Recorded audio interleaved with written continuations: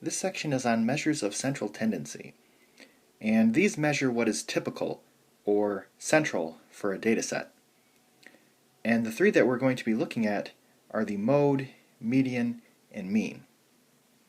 So the mode is the data item that occurs the most often, and we can have more than one mode, or we could have no mode. So if every data item occurs the same amount of times, then you would have no mode. And the word mode kind of sounds like the word most, so that's how I remember that. Next is the median, and when the data is organized from smallest to largest, the median is the data value in the middle.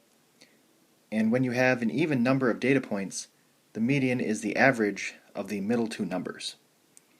So the median is the middle.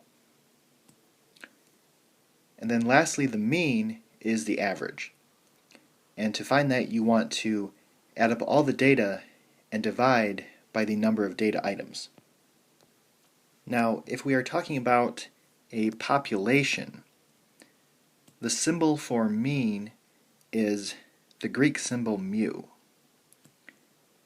If we are talking about a sample, the symbol for the mean is x bar, which is just an x with a line over the top.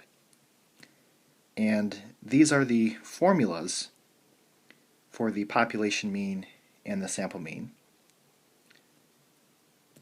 So the Greek letter sigma, which looks like this, means summation.